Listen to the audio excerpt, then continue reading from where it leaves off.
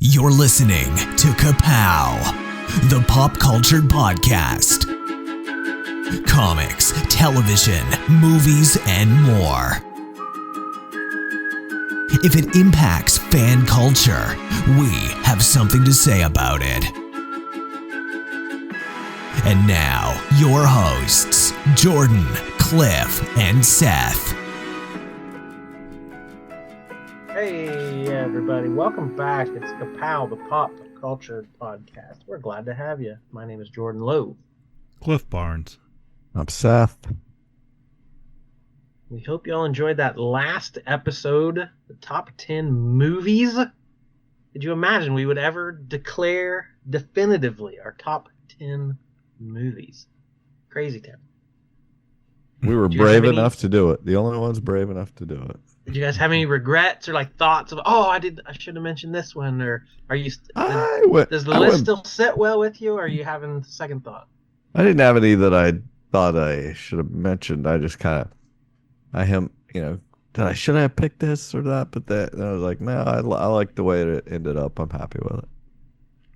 Yeah, I think for the most part, I can't say I would have really done anything, or there's anything that I felt had to be on there that wasn't. So yeah, well, I saw a bunch of people online this week on Letterboxd and stuff going back and watching the original Roadhouse because that new one's coming out. Mm-hmm. And like, so a lot of people that have never seen it, and they're just like, I saw some some pretty shitty comments about it, and I was like, well, there's nothing you can do about it now because in the annals of history, it is in. So eat it. Wow. Yeah, I don't know.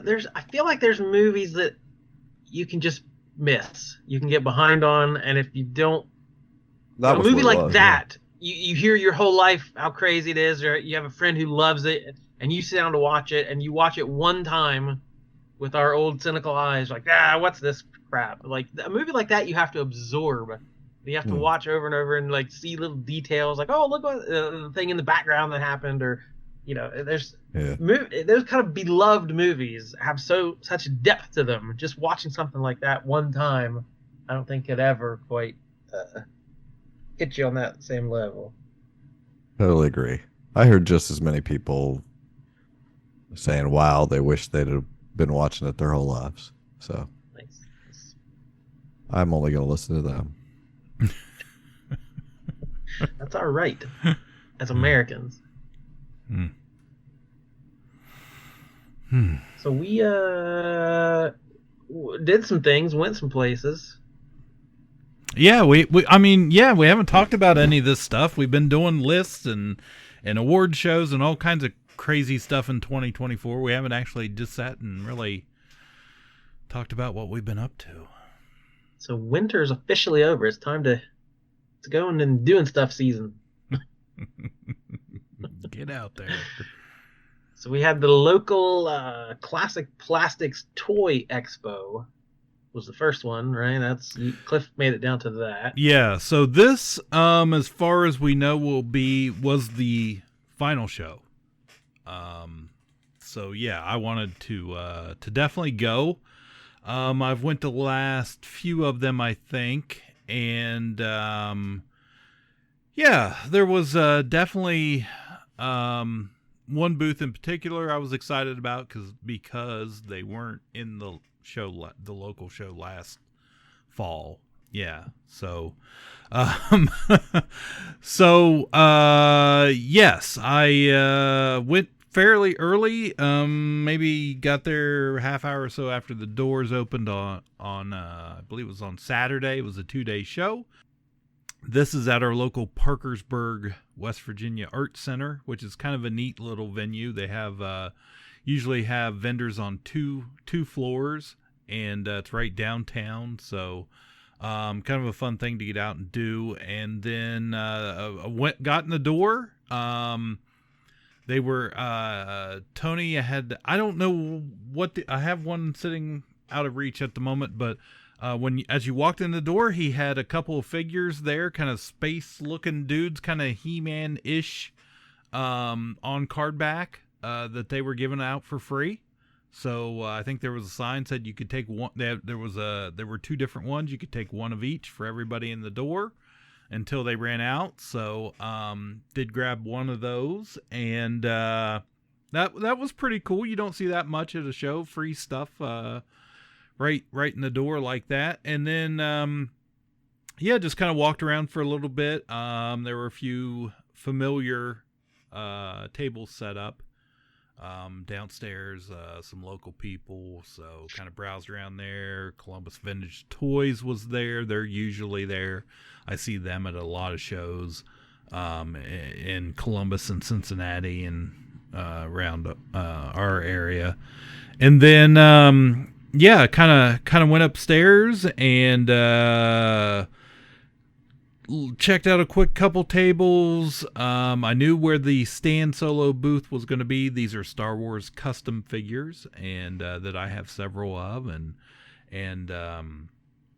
kind of a neat place that Chris Smith, that owns and started this company up. The U.S. He is in England. He's a British guy, and the distributors for his company in the U.S. Just so happen to live in Parkersburg, West Virginia. So I have I have met and talked with them several times, chat online with John Kelly here and there, and when I'm looking for something. But yeah, they had their booth set up and had some of their newer releases there. He had some previews of stuff that they're actually just still filling the pre-orders on. But they do a vintage Kenner style Star Wars figures. Most of their figures are characters and ones we didn't get with the original line, so they are done in that Kenner style. 5 POA. Right now, if you look on their website or their Etsy page, you will see the Luke, the Dagobah Luke version. So he's in his tank top, messy hair, and same Bespin trousers type of thing. If you remember the old Bespin Luke, but and also they have designed and produced a Darth Vader with removable helmet. Sebastian Shaw style, which is a really neat figure. So I did he was showing me those, a couple new droids, got to, touch them and feel them. And it's amazing quality. The plastic feels just like Kenner. They look like Kenner. If you did not know any better, you would just assume they are Kenner figures. So I have several in the back behind me here, and it was pretty cool. I had contacted him earlier. I was looking for one particular figure, one of the last 17 reproduction custom figures, the General Lando figure that I didn't have, and I'm not really willing to spend high dollar prices on those figures. So for much less money than the vintage figure goes today, I picked several of those up. And that was one of them. So very cool. Had a great time talking to him. Just talking Star Wars figures, Stan Solo, and it was pretty cool. There were people coming up as I was kind of talking to them, and they were buying stuff. And in fact, there was one guy was walking by, and he was, at least in his, I would say at least in his 50s, probably a little older, that was kind of walking by, and he had some stuff in his hand, and he was having a good time.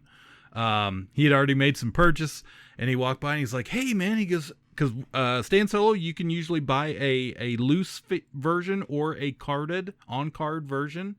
And the card backs are wonderful quality, unpunched. They ship them in great packaging so they don't get bent up or damaged. And John had several of them kind of set out amongst the loose figures, and he kind of looked at it and he walked over. He picked up one of those Ula Twilight figures. I have one behind me in the loose. He picked it up on card and he's looking at it and he's like, what?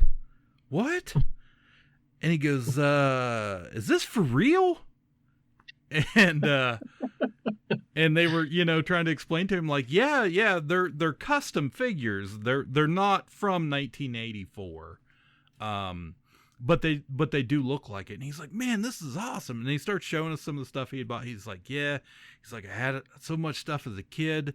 And when I was younger, I sold it all off. And now I really wish I had all that back. So I started buying stuff again. He's like, he held up his bag very proudly. He had a boxed Return of the Jedi ATST, the Chicken Walker, that he had just bought. And he's like, yeah, it took me 50 years to get this thing. And he's like, but I got it. And I was like, and he's like, man, I don't have any Stan Solo. I never heard of that. And I was like, these are the figures that we all wished we had. They didn't make these ones. And he stood there and he's like, you know what? He goes, man, that thing's awesome.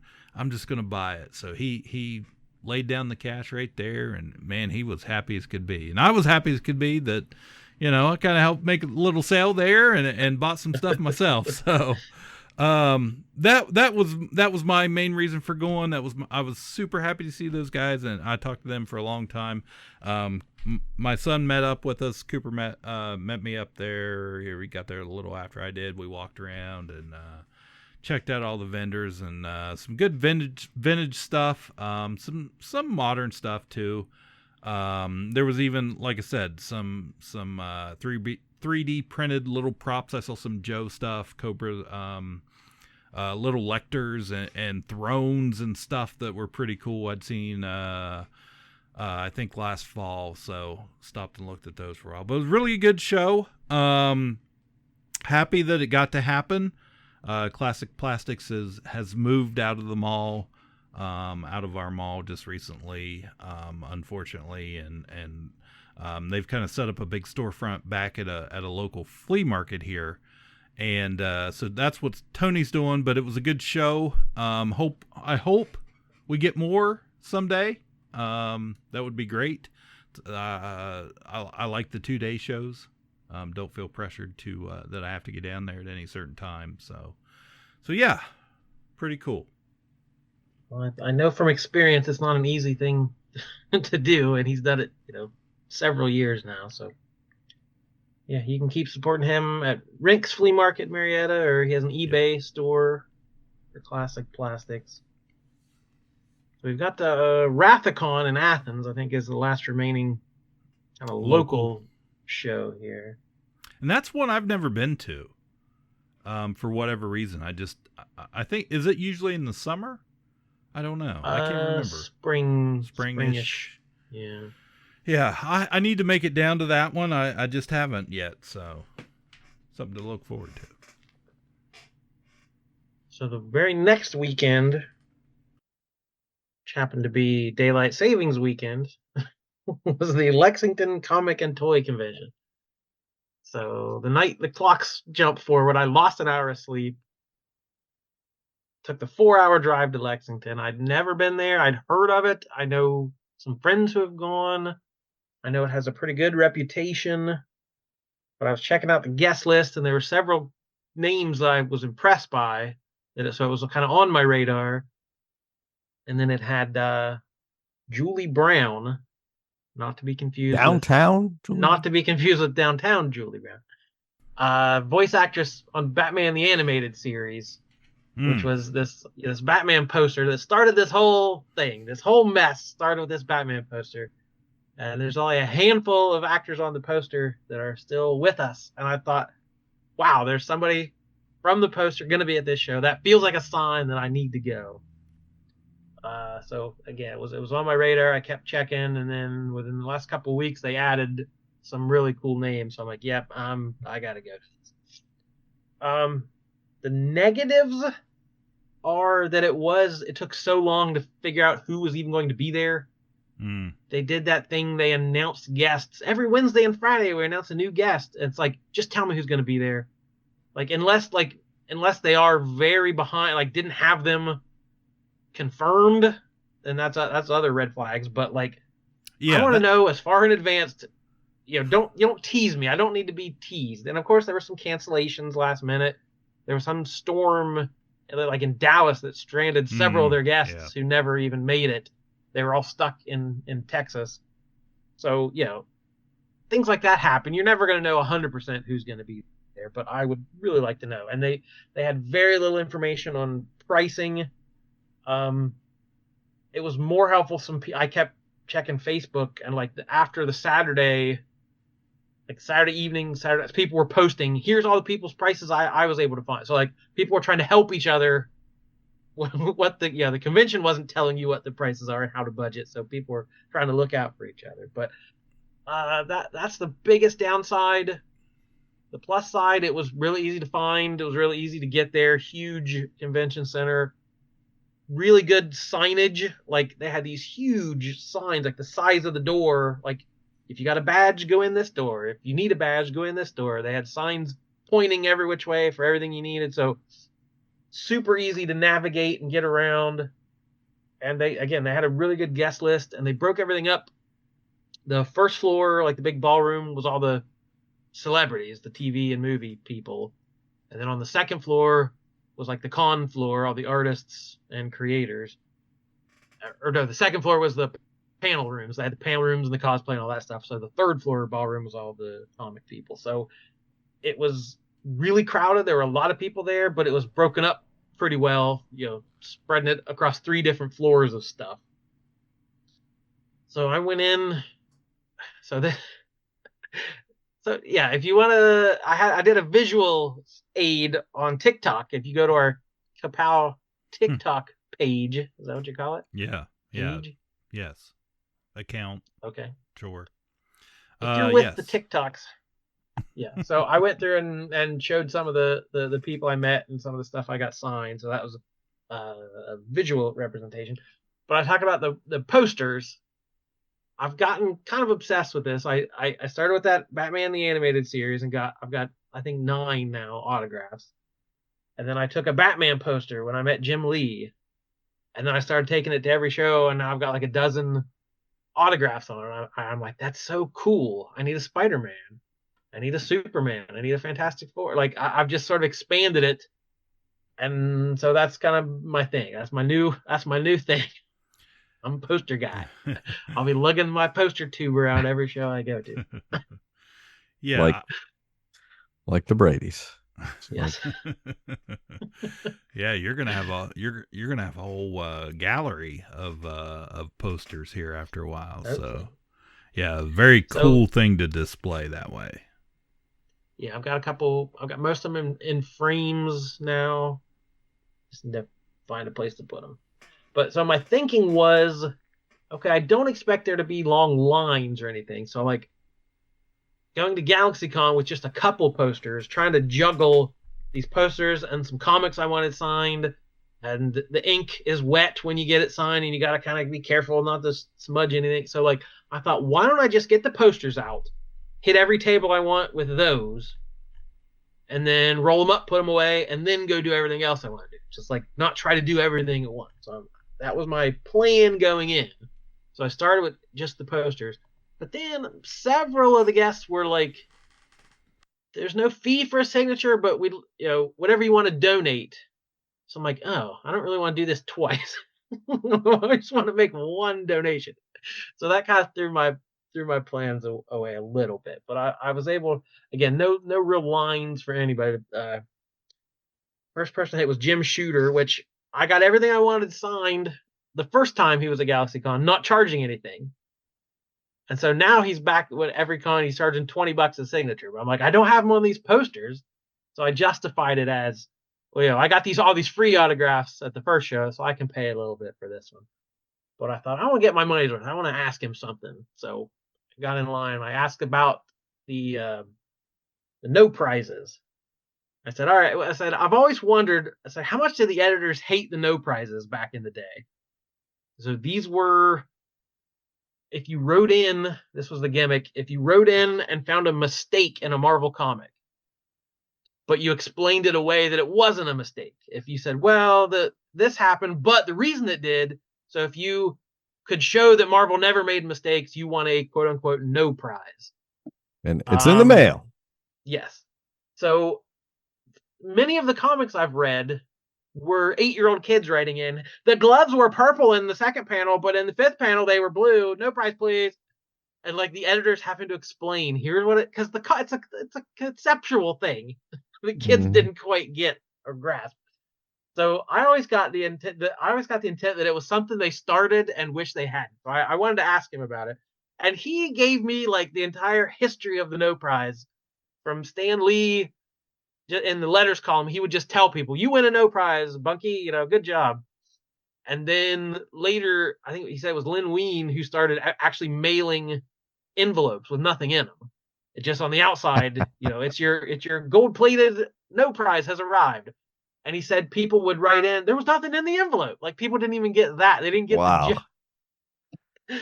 And he said, well, he said it wasn't really the editors so much. Like all the assistants and the secretaries had to deal with all the mails. He's like the editors didn't mind it so much, but it's like there was always a little bit of confusion with the whole thing. And he's like, sometimes we wish maybe we shouldn't have done it. That was kind of a neat little. It's the only thing I think they did completely right. So it's not a mistake. So yeah, the only celeb. So I went downstairs early. I thought, well, the lines are only going to get longer the later this goes with these celebrities downstairs. And I went down to maybe 10:30, 10:45, and like half of them weren't there yet. So the people were just kind of filtering in a little bit. So I went down later. I wanted to meet C. Thomas Howell. I was the only movie star. The Soul Man was there. So I got a picture with him, star of Red Dawn. I told him, I was like, Red Dawn is like my favorite movie of all time. And he looked a little surprised, like, oh, cool. Okay. I think you could have got it on the list. If I brought C. Thomas Howell in to argue the fact. No, but even that, like the celebrity room was jam-packed with people, but they had it roped off. Like it was a one-way street.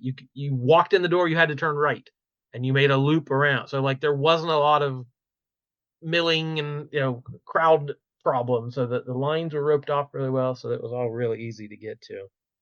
There weren't too many panels. There weren't that many panels to begin with, but there really weren't any I really wanted to watch. At noon, there was a Bob McLeod Q&A, who has worked for every book out there. I thought that he probably has some interesting stories. And is at every con. I don't think I've been to a con yet that Bob McLeod and Bob Hall are not at. They're at every one. I don't know how they do it. But I'd planned, I'm like, okay, if it hits noon and I'm tired, maybe I'll go, I'll go sit down for 45 minutes at this panel. So I kind of walked by, and it was 5 or 10 after, and he wasn't in there yet. So I'm like, there's only like 4 people in the audience. I'm like, I don't know what's going on here. And so at 1 p.m., there was a panel for Bluey, the cartoon. Oh, man, that was full. Oh, 2 of the voice actors were there. And I thought, I don't know anything about Bluey, but I've seen those people on like talk shows and stuff, and they're entertaining. I was like, that might be fun to listen to. Just thinking if I'm done with everything else. Probably Dogman level fame. No, Dogman would have been a pandemonium. But at noon, there were hundreds of people waiting in line for Bluey at 1. There was a bunch of parents pushing strollers, people with Bluey t-shirts. Like, oh, this is the main attraction today. I'm not just going to wander into this panel. Like, forget this. So I didn't end up going to any panels. Yeah, got pretty much everything I wanted to do within a couple of hours. Said big names. Jay Lee, I really wanted to meet. Oh, he did me a remark on my Avengers that I had Jeff Johns sign at Avengers 57, I think. It was like this great cap remark. It was good. The only remark I got was Justin Mason. He's a Spider-Man artist, and he's done like all the Spider-Punk miniseries. Is kind of what's put him on the map lately. He was really nice, and it was a variant that just came out. It's called like the sound effect variant. He's done a whole line of them. So Spider-Man in front of like the big wording "thwip," He's done a Nightcrawler that says Bamf, and there's a Wolverine coming out that says Snicked. So he's got a whole line of these covers that I think are really cool. So release the Automatopoeia issue. I want the Ka-Pow cover. Ooh, yeah. I gotta get to that one at some point. Jim Steranko, he wasn't there. It was like after maybe noon or so. I kept walking back to his table and he wasn't there first thing. But once he got there, I never saw him leave. Like he was there the whole the whole rest of the time. Never sat down. No. So he's pretty legendary. 1960s Nick Fury, Agents of S.H.I.E.L.D. introduced all the graphic design elements, the pop art style, the psychedelic looks to things, and like drew comics like nobody else ever did. I think he's gone crazy in his old age. He's a little bit nuts, but that's part of his charm, I think. Mm. He was like a vaudeville guy in the 50s. He was a magician and an escape artist. He worked, he was a musician. He was in a band. Like he was just one of those dudes who was just like, center of everything in New York in the 50s and 60s. So he stood and talked to everybody. The guys ahead of me had their comics out to get signed. And his handler was like, you might as well go and put those back in the bag and board because it's going to be a minute. Because he talked to everybody. He flirted with the guys' wives. He was telling stories. Like he was just, looked like he was having the time of his life still. So it was cool to meet him. The other legend, Jose Luis Garcia Lopez, which I was really psyched to meet. I said, this guy was 1982, I think. DC put out the DC Style Guide, which if you wanted to license DC products, you had to go by this guide. They had to look this way with this, this is the shade of red Superman's cape is, and this is this, here are some images you can use to put on your breakfast cereal or your lunch boxes or whatever. And he did the art for all that stuff. Hundreds and hundreds and hundreds of images.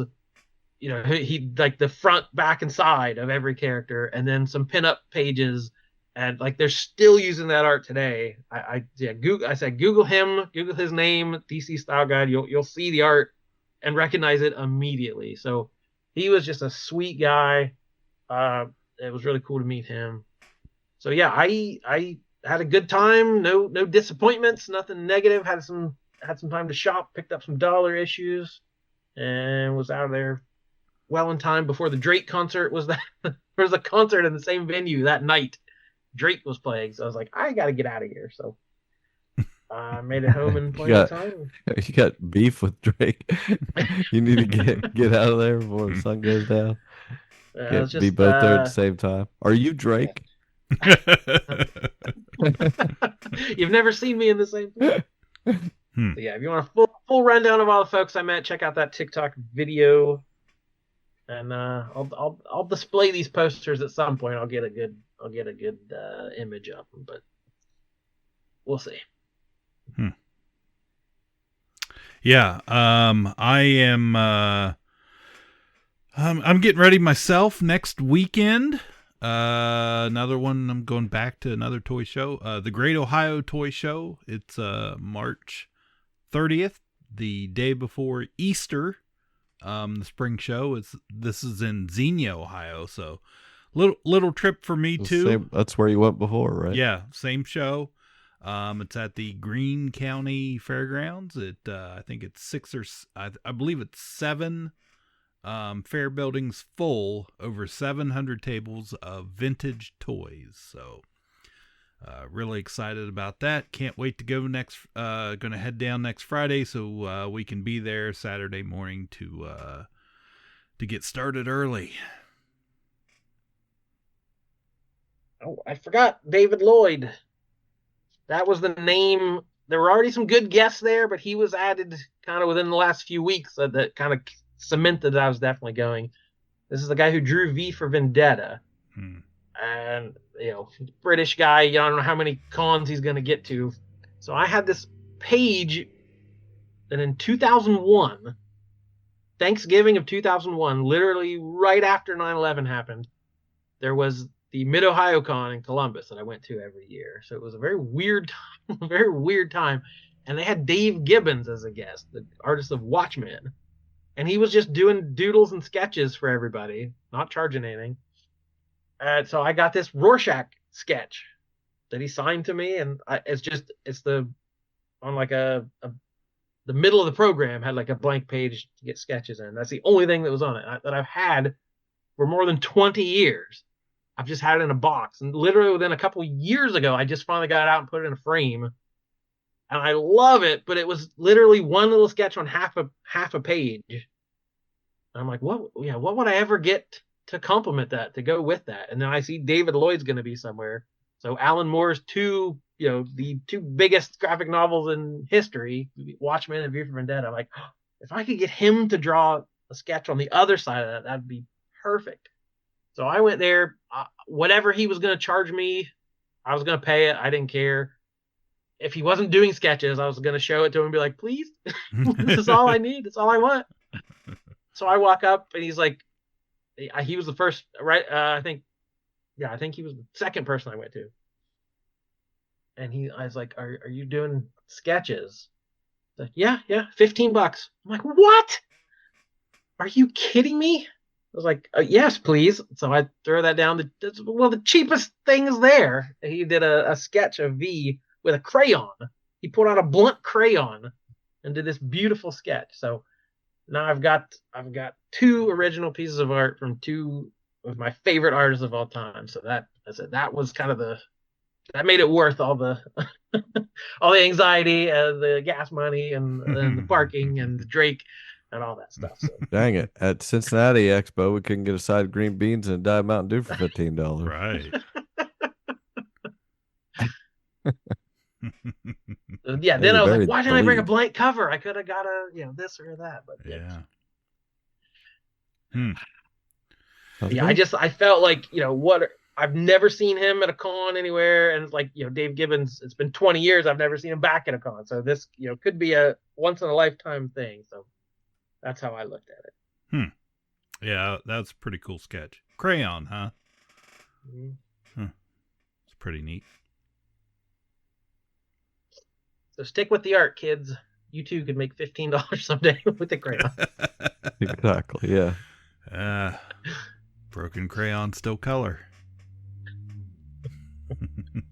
I got tickets to some cons. I already paid for my Gen Con trip. I got my hotel paid for. Got my tickets paid for. So that's all. Just got to go. And then that's in August. And then I've got Heroes Con's going to be in June. Baltimore Comic Con's in September. And I've already paid for my Jim Lee signature and my Lionel Francis Yu signatures. So I'm trying to pay them now, get everything paid for. So when I go, I don't have to find money. Yeah. So I'll just got to say, hey, thank you, past me. Yeah, I had seen, I think Cincinnati had advanced tickets out already, the Comic Expo. So Cincinnati's only announced 2 guests. Who are they? Pretty good. Kevin Eastman, co-creator of the Turtles. Mm-hmm. Who was the other one? Oh, Matt Wagner. Yeah. Created Grendel and done a ton of Batman stuff. So. Yeah, he did like Monsters and something. Well, I forget what his name was. But yeah, that early Batman story. Yeah. And then to hear Detroit announces Carla Gugino is going to be in the house. And I don't know if a 5-hour drive to meet Carla Gugino, I haven't ruled it out yet. But yeah. Wow. Might be a neat trip, Detroit. It's a 5-hour drive. Couple of cool comic guests, but nobody I would drive that far to me. Yeah. You wouldn't get Jared Lowe to go. He almost died in Detroit. Yeah, he's got to stay out of Detroit. He's like Drake. He did. Yes. No, that was Ray Parker Jr. Never mind. Wow. Oh shoot! Yeah, I don't have much. I'm going to Disney World in July. It's going to take all my money. I'm not going to probably do a whole lot else this summer. I don't know. We'll see. A lot of stuff I want to do, but I don't know. You got your yak face. You don't have to. You don't have to do much more else this year. Who doesn't? All right. Okay, that's a thing. Yeah. Sure. Check out check us out on Patreon. $1 a month. $5 tier. If you want a little bit more. And check us out on the TikTok. On our TikTok account. If you want us to do more stuff like that, let us know. Yeah. We have the ability, we just don't always have the motivation. So motivate us a little bit, I guess. It won't take much. All right, thanks for listening, everybody. We'll be back soon with more. My name is Jordan Lowe. Cliff Barnes. I'm Seth. Bye forever. Ka-Pow, the pop cultured podcast, is intended for entertainment and information purposes only. Sounds, music, and clips played during the podcast are property of copyright holders. All original content is property of www.udownwithkpp.com. If you enjoyed this podcast, please subscribe and leave a comment. Ka-Pow, the pop cultured podcast, can be found on Apple Podcasts, Google Podcasts, Podbean, Spotify, and wherever podcasts can be found. You can connect with us through social media on Facebook, YouTube, at the Ka-Pow Podcast on Twitter, or email the show, Ka-Pow, the pop cultured podcast @gmail.com. If you really want to go the extra mile, join our Patreon at patreon.com/udownwithkpp for special content and access to Patreon-only benefits.